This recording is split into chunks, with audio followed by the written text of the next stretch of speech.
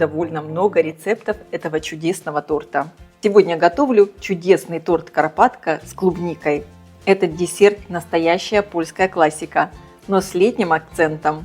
2 слоя заварного теста, напоминающего горные вершины Карпат, сочетаются с пышным ванильным кремом и свежей клубникой. Каждый кусочек просто тает во рту. Готовится проще, чем кажется, а в результате шикарный торт, который украсит любой праздник или семейное чаепитие. Пишите в комментариях, любите ли вы Карпатку. У меня на канале, кстати, уже довольно много рецептов этого чудесного торта. Для приготовления крема мне понадобится молоко вливаю в сотейник, и его надо довести почти до кипения. В миску всыпаю сахар, крахмал, перемешиваю. Также добавляю соль, добавляю яйца. Хорошо все перемешиваю до однородности, чтобы не было комочков. Молоко почти закипело. И часть горячего молока вливаю в сахарно-яичную смесь. Интенсивно перемешиваю. Оставшееся молоко возвращаю на плиту. И вливаю сюда полученную смесь, все время помешивая. И теперь варим заварной крем до того момента, как он загустеет и закипит, все время помешивая, чтобы крем не подгорел. Крем уже загустел, пошли пузыри, посмотрите. Крем снимаю с плиты. Продолжаю размешивать в кастрюле, так как она горячая. И здесь еще идет процесс приготовления. Посмотрите, какой получился крем. Очень гладкий, шелковистый, без единого комочка. Добавляю 2 чайные ложки экстракта ванили. Конечно, вместо экстракта ванили можно использовать ванильный сахар. Перемешиваю. Переливаю в миску. Закрываю миску пищевой пленкой. Причем пленку опускаю прямо в контакт с кремом, чтобы не образовывалась корочка. Оставляю его до полного остывания. Для приготовления песочной крошки мне понадобится: в миску всыпаю муку, добавляю сахар, немного перемешиваю и добавляю кусочки сливочного масла и перетираю все в крошку. В итоге получается вот такая крошка. Пока отправлю ее в холодильник. Для приготовления заварного теста мне понадобится: в сотейник вливаю воду, добавляю сливочное масло и соль. Эту смесь надо довести до кипения. Муку надо заранее просеять и всыпаем просеянную муку в закипевшую смесь. И сразу очень интенсивно лопаткой завариваем тесто. Тесто должно собраться в один единый ком, стать таким гладким, однородным. И на дне кастрюли образуется легкий налет. Обязательно хорошо все перемешиваем.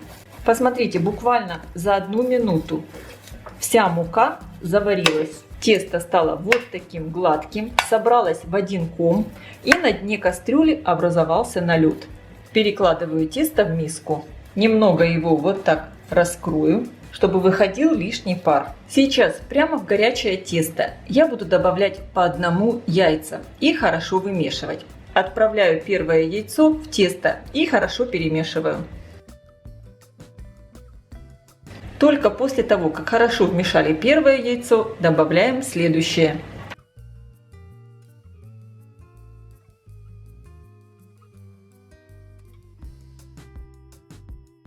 Я хорошо вмешала 3 яйца. 4-е я буду добавлять постепенно. Я его разболтаю вилкой. Очень важно, чтобы яиц не получилось слишком много, чтобы тесто не получилось жидким. Я добавляю примерно половину яйца и хорошо перемешиваю. И сейчас я проверю консистенцию теста. Оно должно лениво стекать с лопатки и образовывать язычок. Вот такой. Тесто получилось как раз идеальным. У меня ушло в него 3,5 яйца. Выпекать коржи я буду в разъемной форме, диаметр 24 сантиметра. Дно выстелила пергаментной бумагой. Я бумагу ничем не смазываю, она у меня силиконизированная, хорошего качества. Если вы не уверены в качестве своей пергаментной бумаги, смажьте ее слегка растительным маслом без запаха. И теперь выкладываю в форму половину теста.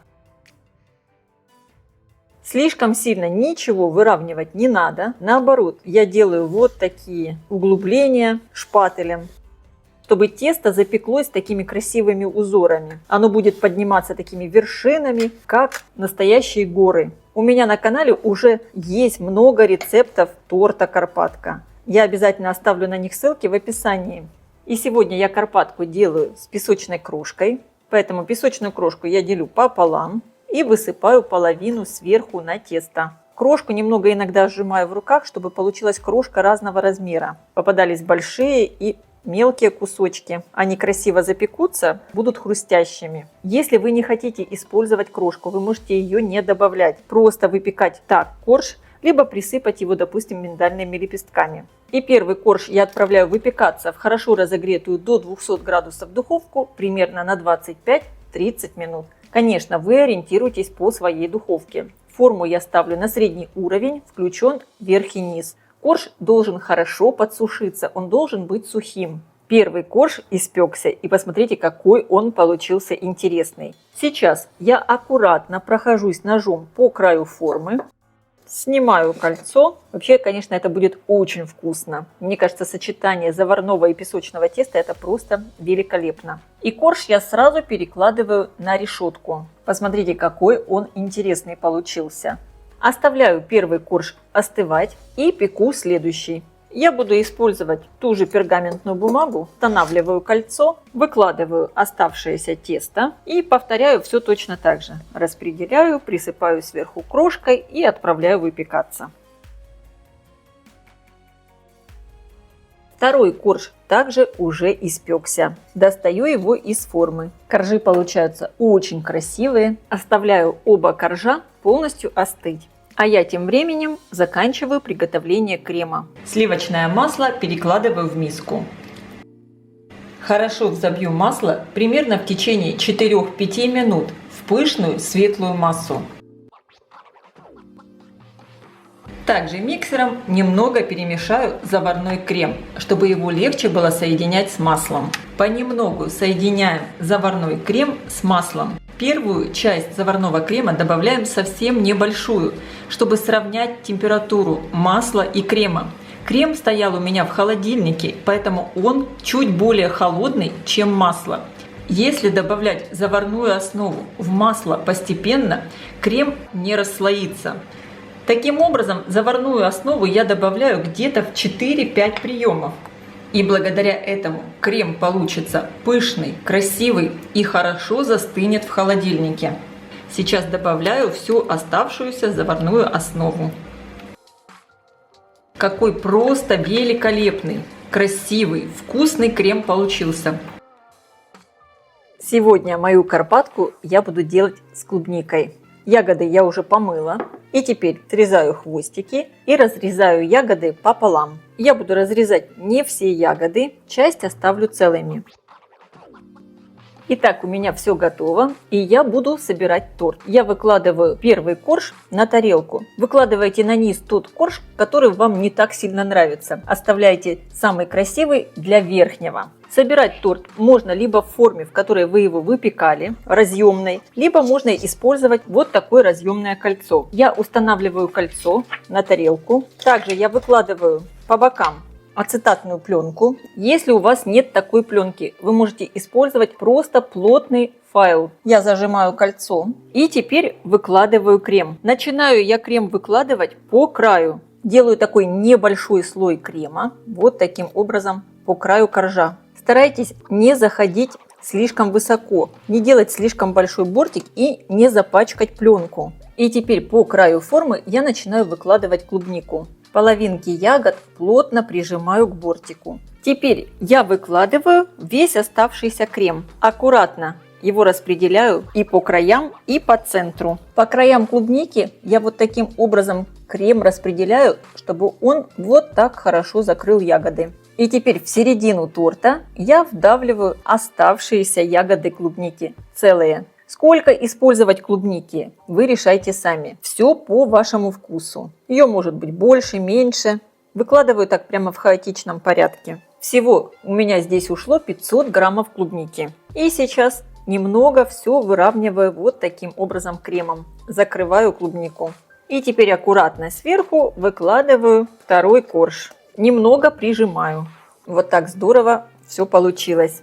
Закрываю торт сверху пленкой и отправляю в холодильник для стабилизации крема. Для этого понадобится где-то часов 6-8. Но я обычно такой торт готовлю вечером, и он у меня стоит в холодильнике всю ночь. Мой торт всю ночь стоял в холодильнике, и сейчас я извлеку его из формы. Аккуратно снимаю пленку. Вы только посмотрите, какой красивейший торт получился. Сейчас сверху присыпаю его сахарной пудрой. Великолепное заварное тесто, сверху песочная крошка, а внутри много нежнейшего ванильного крема с клубникой.